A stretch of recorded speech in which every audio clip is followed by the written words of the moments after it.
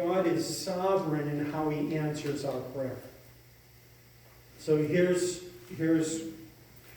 kind of a little challenge.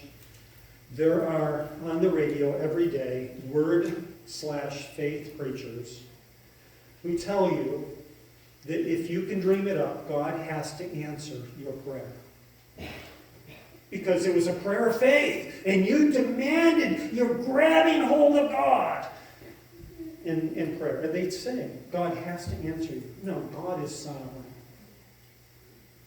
God is not only sovereign over the other person, God's sovereign over me. And God can choose how he wants to answer my prayer. But one thing I'll guarantee you, and God guarantees you, he will always answer it in a good way.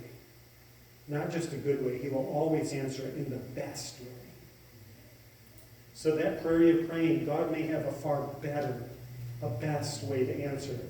And it's beyond anything you could ever imagine.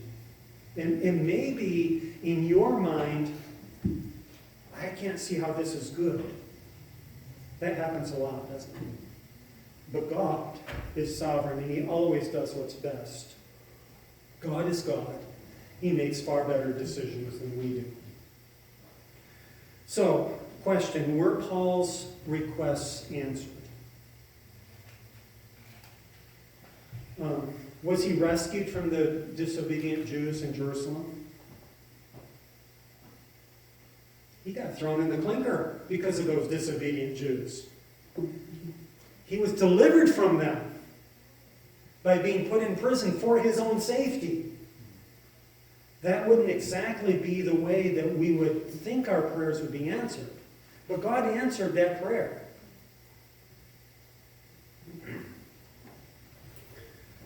Acts 21 and other places kind of hint that it's possible that the Jewish believers accepted the gift that was given. We're not really told what happened with this gift that Paul took.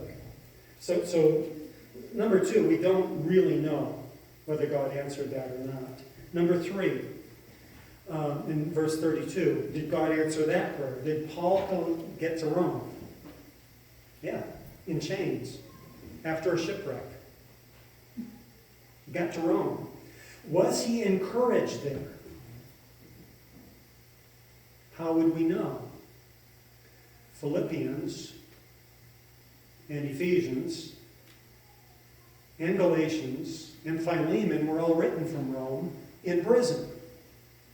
And Philippians is the book of joy. Do you think Paul was refreshed in Rome? Yes. God used something totally different than what we may have ordered to answer the prayers that Paul was asking. Did the gospel get preached more effectively because of Paul going to Rome? Paul says, yeah, there's people in Caesar's household. Can you imagine? Right in Caesar's household, people are coming to Christ. God's answering prayer. Sometimes not in the way that we would ask him to. So Paul came to them in joy, and he showed that joy through even his interactions there. Number 4 in verse 33, with a right relationship, that God of peace be with you. We're not praying that God would destroy relationships, but that God would mend them. That God would make peace with unbelievers, and that unbelievers would make peace with God, and that believers would be drawn together. We could develop that a bunch more. But let's just close with a few applications. For ideas on how to pray for pastor, there's insert in your bulletin.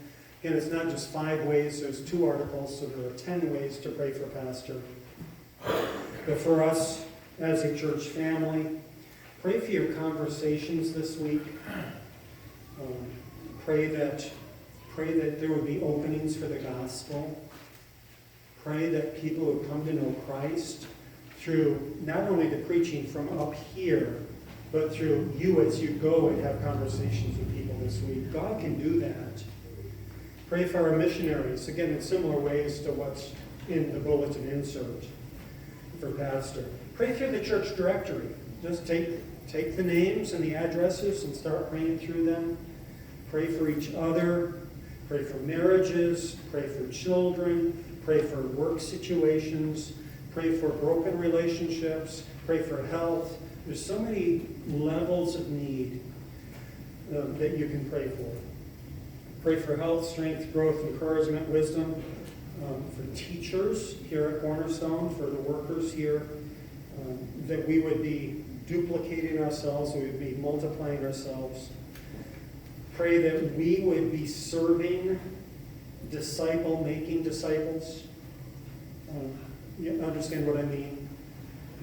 That we wouldn't be consumers, that I wouldn't be here and you there, but that we would be, each of us, again, reaching into others' lives, making disciples of others as well.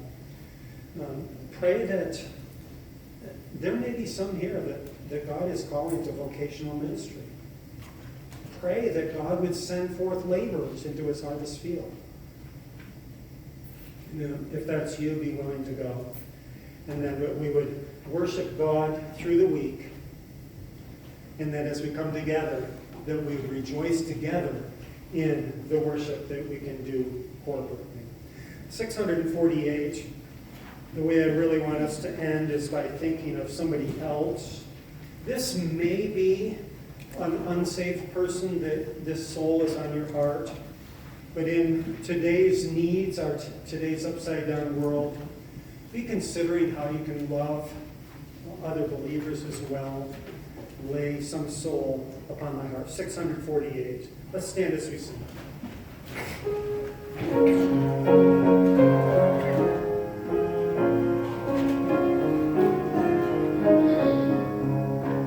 Lord, lay some soul upon my heart, and love that soul through me, and may I faithfully do my part to win that soul for thee. Lord, there are souls that I should win, lost souls for whom he died, and may I never draw back or sin, or fear or foolish pride. Lord, may I love as you have loved the souls of those I know, and grant me power from heaven above, my love for them to show. Let's bow our heads as we consider really the challenge this morning that Paul gives us to pray for each other. Are you looking for God's work to be done? And then are you praying for God's work to be done? Or are you going in selfish ways for selfish purposes? Then as you think about the people around you, I encourage you, I urge you, I beg you, pray for others this week. Look for needs, then look for ways to meet those needs. Father, thank you for Paul's example. Thank you that he prayed and you answered in your own way, in your own time. Really, sometimes an upside-down way, an upside-down time from what we would expect. I pray that we would not demand the way that you answer, but they would bring our request to you urgently, and then allow you to sovereignly do what's best. Help us to trust you with that. In Jesus' name, amen.